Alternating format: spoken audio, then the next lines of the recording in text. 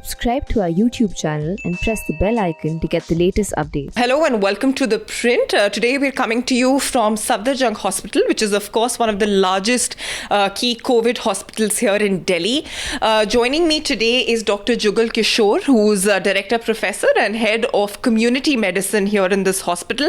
And of course also one of the key members of the team appointed by the union government that visited Ladakh as well as Madhya Pradesh to figure out the COVID situation there.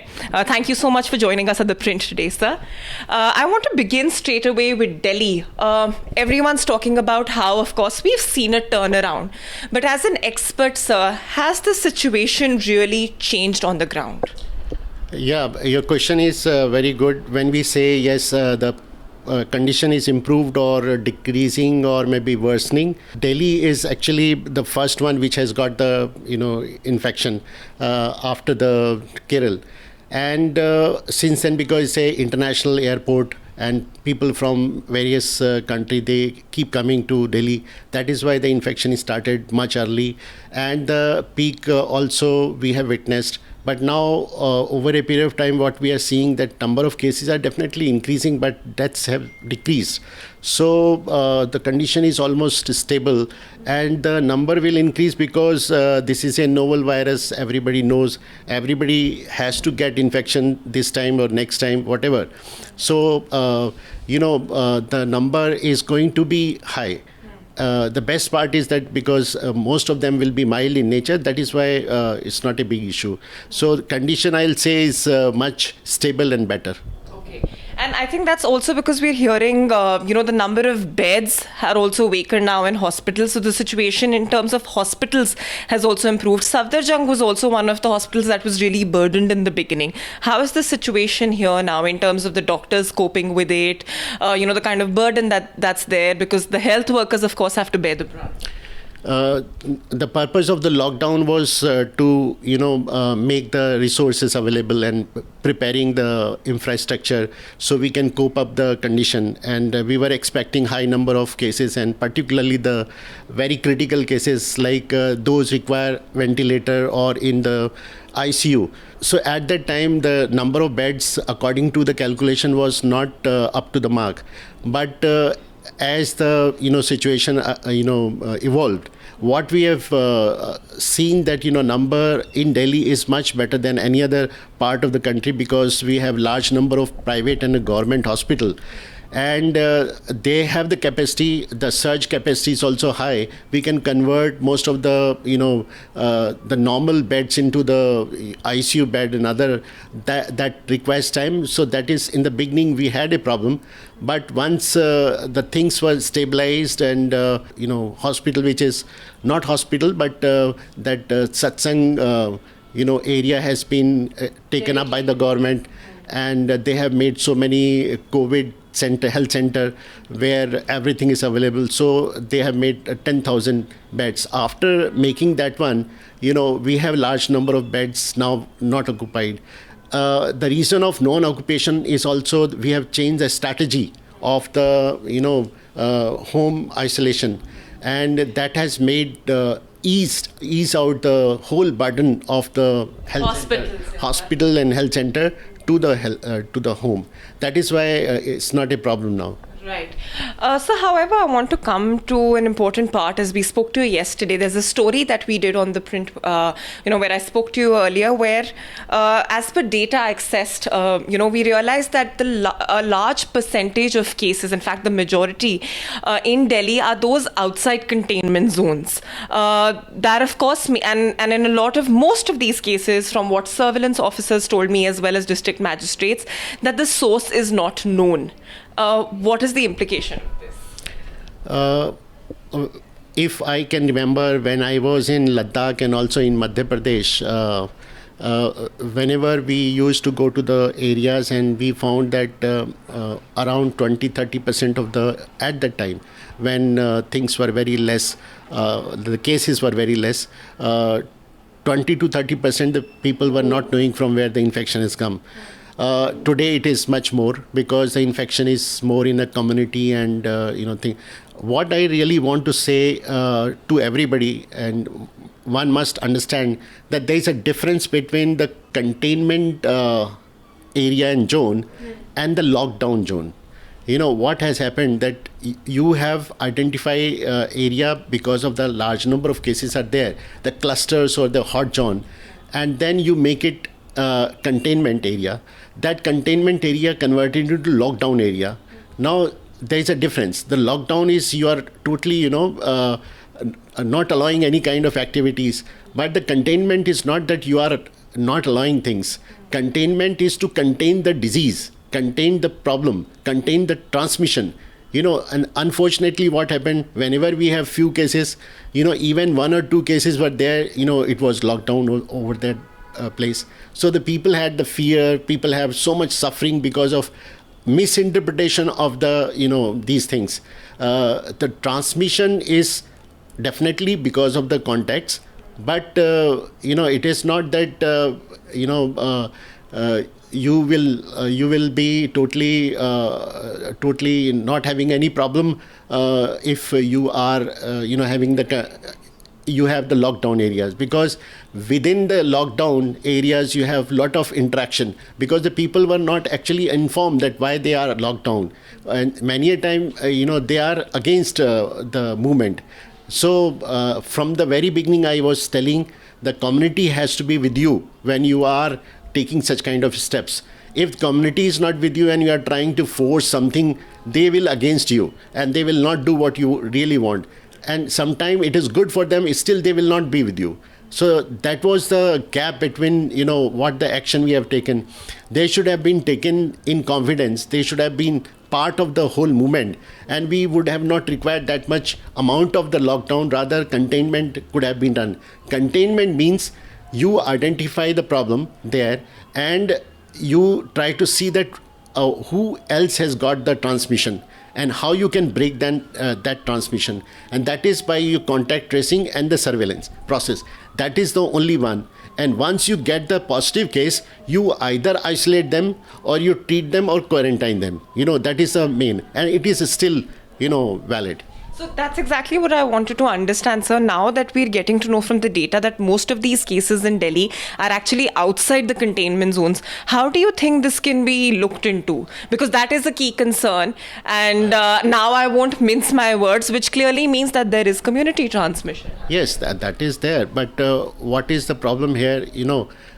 Focus of all administration is on the containment zone, and then non-containment area, which is much bigger and larger, where the people are having movement, the transmission will be there.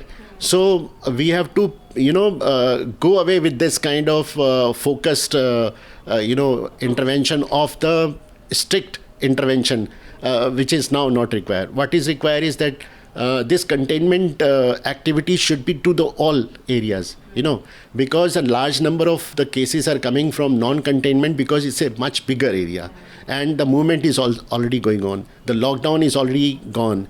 So what is required is that you just focus on larger area. Delhi is a very big area, but definitely we can still take that old steps of containment, that is contact tracing and surveillance. Unfortunately, the surveillance is not done. Most of the state do not have very good surveillance. That is why it continue to have the infections. So So you think surveillance perhaps needs to be made better in these non-containment zones, which the Delhi government is actually calling as these isolated cases. In fact, the revised Delhi COVID response plan actually focused on what they call these as the isolated cases, and they said we'll speed up surveillance. I also want to ask you if there is a solution that you have in mind in terms of a practical concern that's been raised by several surveillance officers that I've been speaking to, which is that, now that there's no lockdown, there are shopkeepers for that matter. So while they're doing contact tracing in these areas which are where there are isolated cases, you can contain, you can isolate their own family members, their co-shopkeepers, but how do you keep a tab on the customers coming? For example, this is just one case study that I'm telling you. I remember a person told me, one of the officials in the government told me that no shopkeeper actually maintains a record of how many customers come to him and whether he or she can identify them them. There could be a shop with 50 or 100. So how does one do contact tracing there or identify the source? I mean, to be honest, even I was quite taken aback. Like, these are practical difficulties. Before focusing on this issue, let me tell you that most of the planning and everything is done by the people who are not professionally epidemiologist and public health expert. Most of the actions are now taken by the people who have no understanding of these things. That is the problem. Contact tracing, if it is done by the public health person, epidemiologist, he knows how to do it. What kind of question is required? How you are going to train your worker to ask these questions? That is a problem. If I don't want to name, who are taking the decision, who are giving, who is positive and negative, and what action should be taken. That's a problem. Like in case of this shopkeepers, it is not required. You have to have the list of these all people. All shopkeepers knows that which area people are coming to them. They can definitely tell that who are coming. So you have to contact them. So it is only possible when you understand the real intricacy of the social milieu, which is understood by the public health people more. They are the field master, rather say that how you work in the community, how you can get the case from very difficult areas, but they are not on the forefront. That's an important point you raise, Dr. Kishore. I think that problem is not just limited to Delhi, but across the country. Where do you think that the COVID fight in India has perhaps become a matter of a bureaucratic tussle, and if I may say so, in some places even a political issue, and which is where perhaps such scientific solutions are not being looked at with as much seriousness? Everybody knows that world over, everybody knows it's a political issue, and the problem has become worse when the politics has come in. But politics is always required for public health. But if the politics is using for the politics and using the disease for their politics, then the problem is there. So I'll not speak on bureaucratic and politics issue. What I really want to say that professional require for such kind of issues, like whether it is a swine flu or Ebola or Nipah, we require epidemiologists and public health in each district.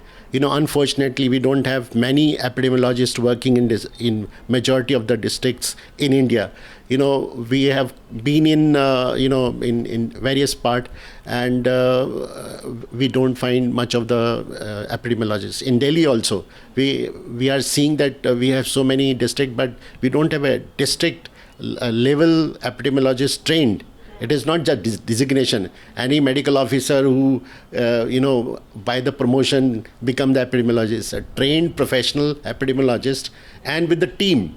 Unfortunately, in one of our recommendation, we have said that each district should have the, epidemiology division, or say the district epidemiology unit, and that epidemiologist should be heading it, and then we should have a data managers, the public health data manager, who can understand, there's a lot of data. Now you can understand that how Delhi is finding difficult to provide good data to everybody. That was my next question, in fact, sir. Transparency of data has been a big concern, and it's only come to the forefront during this COVID fight. Delhi continues to be, on the top on that front, where we've not seen data being put out in a transparent manner. Delhi require a lot of coordination, lot of integration, which is not there. Delhi has so many agencies, which I have already said many times. This is a matter of concern to all public health people, and also to bureaucrats, because no single agency is looking after one particular thing. Health is looked after by our Delhi government, central government, ESI, we have the military, we have so many people are, looking their own domain. Even the Jal board has their own, sector, and they are treating their patient. So collecting the data from them, it's a huge task. And when you say, again, I'll not say this much, but what I want to say, the Labour Ministry and Health Ministry has to work together to get the, data from ESI and railway has to share the data. We are able to provide those all kind of statistics, like death because of this, death because of comorbid and this condition, death within this group and that. So if such kind of things comes, it's become difficult for. So what is required? Definitely we should have some electronic system in place in all hospital, which is integrated with. So this is the time where I can definitely request the government to have a system where all the health related data can be collated, so that can become useful for the country to plan. And Delhi should take the lead because it has so much resources, and everybody's looking at the Delhi, that they should be example to others. So I also want to talk about the testing figures here. Of course, we've seen a manifold rise in the testing numbers in the national capital. However, there is this constant debate about the rapid antigen tests are way more than the RT-PCR test. And we all know the RT-PCR test is the gold standard for testing.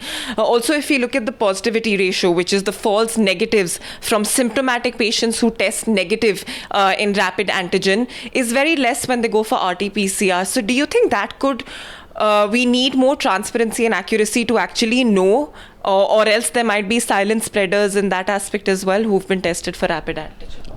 As far as this whole testing issues are concerned, why we require antigen rapid test? Because RT-PCR requires so much time to come with the positive or negative, so it requires 4 hours to 8 hours, and if you have no extractor, then bigger time is required. So that is why the rapid antigen test has came, which gave a faster result. So ultimately the aim is to get the patient as fast as possible and label him, and then we can segregate him, so he will no more transmitting the infection. That is why the large number of antigen test has been there, and when we have started it, even private people have started, then number increased manifold. You rightly said that yes, gold standard is PCR, but if anybody is negative or positive, we can definitely go back to the PCR and get. When we have the two tests, then the specificity and sensitivity increases.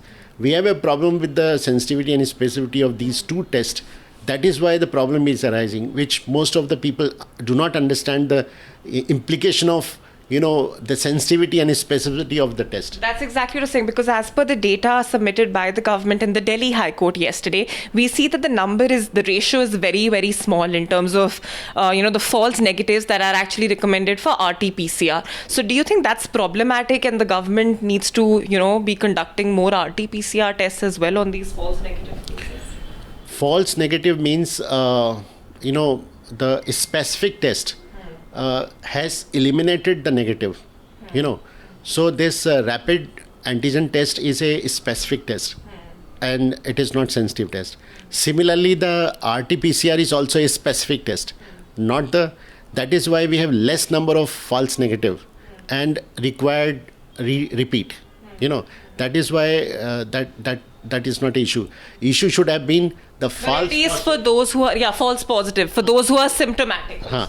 Symptomatic and false positive, they can go to the RT-PCR, and we can detect much, and we can certify that this is really a positive or negative, because at least we can eliminate the negative component. The true negative is detected by a specific test like the RT-PCR or antigen test. So negative can be eliminated, but positive it can be. So maybe those numbers should be increased. But falsely putting somebody positive, if it is not a psychological issue, because a very big psychological issue, we have no problem, because we are segregating him.